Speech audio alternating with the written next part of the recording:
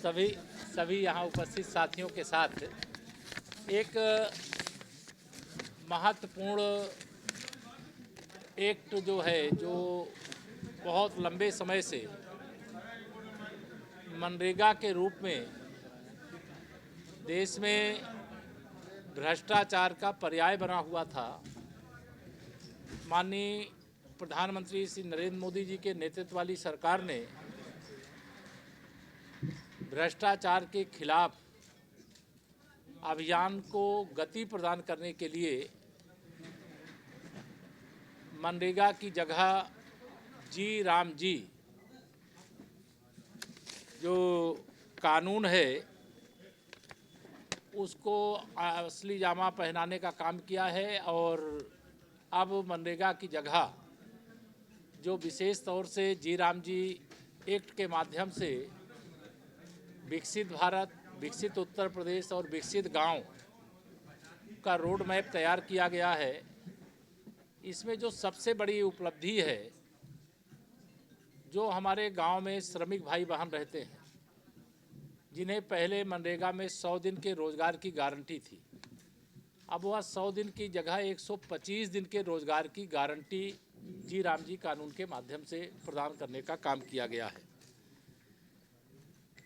पहले कोई भी काम होता था, फिर उसी को कहीं गड्ढे को खोदना और पाटना, इसी काम को लोग यह समझते थे कि हम रोज़गार की गारंटी दे रहे हैं।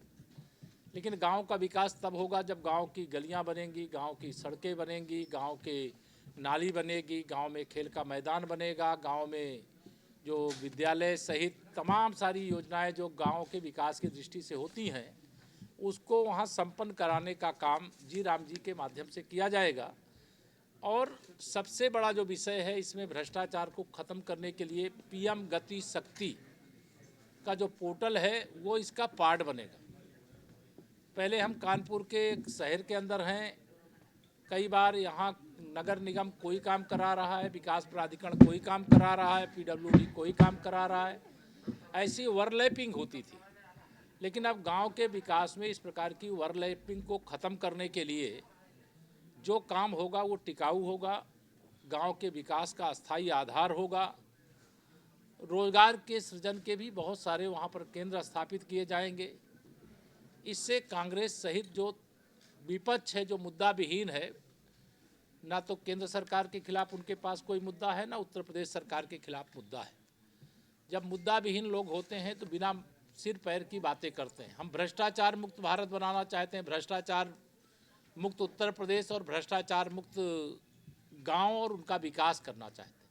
तो इसमें ये लोग हाहाकार मचाने का काम कर रहे हैं। एक मनरेगा के समय एक समस्या आती थी, 100 दिन के रोज़गार की गारंटी तो रहती थी, लेकिन उस रोज़गार की गारंटी में कृषि का कार्य जब होता था उस समय मनरेगा का भी काम चल रहा है और खेती का भी काम चल रहा है, तो खेती के काम के लिए श्रमिक नहीं मिल पाते थे। जी राम जी एक्ट के अंदर ये प्राविधान किया गया है कि राज्य सरकार जिस समय जिसके यहाँ रबी की या खरीफ की फसल की बुआई होती है तो 60 दिन तक जो जी राम जी रोज़गार के अंतर्गत जो काम करने वाले हमारे श्रमिक भाई बहन हैं वो खेती के काम को कर सकें, इसका भी इसके अंदर प्राविधान किया गया है। पहले बहुत सारे एनजीओ इसके अंदर, कांग्रेसी एनजीओ बहुत होते थे, वो घुस करके भ्रष्टाचार करते थे। और ये एनजीओ की व्यवस्था इस जी राम जी कानून के अंतर्गत ख़त्म करने का काम कर दिया गया है। पहले कोई गांव का बहुत ज़्यादा विकास होता था, कोई गांव विकास से एकदम वंचित रह जाता था। अब जी राम जी कानून के अंतर्गत ABC 3 श्रेणियों में गांव को विभक्त किया जाएगा और इसके कारण से फिर जो गांव अभी विकास से अछूते रह गए हैं वो विकास की मुख्य धारा में आ पाएंगे, यह प्रयास है। साथ ही अभी स्कूलों में पहले इसमें बाउंड्री बनवा सकते थे, लेकिन अब लेबोरेटरी भी अगर बनवाना है तो वह भी बनाने का काम इसके अंतर्गत कर सकते हैं। स्वच्छता के लिए पहले केवल गड्ढे खोद सकते थे, चूँकि मिट्टी का कच्चा काम कर सकते थे, लेकिन अब अगर कोई शौचालय बना रहा है तो उसकी सारी व्यवस्था वहाँ पर वो करने का काम इस एक्ट के माध्यम से कर सकता है। पहले इसमें 5 वर्ष का कार्ड बनता था, फर्जी कार्ड बनता था, लेकिन अब 3 वर्ष का बनेगा और 3 वर्ष के बाद उसका फिर नवीनीकरण होगा। तो यह जो जी राम जी एक्ट है इसके आने से हमारे देश का विकास होगा, हमारे प्रदेश का विकास होगा, हमारे गाँव का विकास होगा।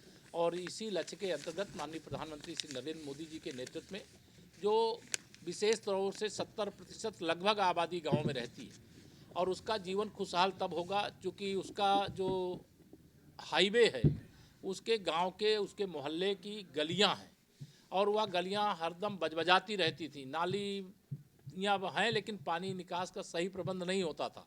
अब यह सारा काम जी राम जी एक्ट के बाद से होने का रास्ता खुला है। तो यह मुझे आप लोगों को जानकारी देनी थी, और हमें पूरा विश्वास है कि माननीय प्रधानमंत्री जी ने जो बहुत बड़ा कदम उठाया है भ्रष्टाचार मुक्त भारत बनाने की दिशा में, जिसमें लगभग अब तक 12 लाख करोड़ रुपया जवाहर रोजगार योजना से लेकर के मनरेगा से लेकर के खर्च किए गए, लेकिन गांव का जो ढांचा है वो नहीं सुधरा था।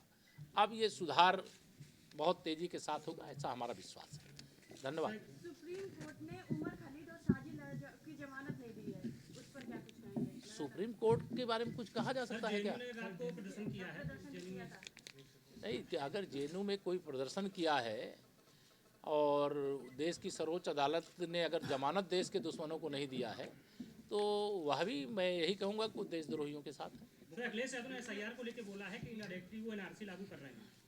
देखिए, श्री अखिलेश यादव जी बिहार चुनावों के परिणाम आने के बाद से बौखला गए। वह 2027 में सत्ता में वापसी के मुंगेरी लाल की तरह हसीन सपने देख रहे थे। उनके सपने बिहार में जब चूर चूर हो गए तो उनको ये पता है कि 2027 तो छोड़ो, 2047 तक उत्तर प्रदेश की सत्ता के इर्द गिर्द भी समाजवादी पार्टी दिखाई नहीं देगी, और ये सैफई में तो दिखाई देंगे लेकिन लखनऊ में नहीं दिखाई देंगे। शिवराज सिंह यादव कह रहे हैं कि हम हिंदू नहीं यादव हैं। देखिए, अब मैंने कहा कि बिहार चुनाव के बाद थोड़ा मानसिक स्वास्थ्य ठीक नहीं है।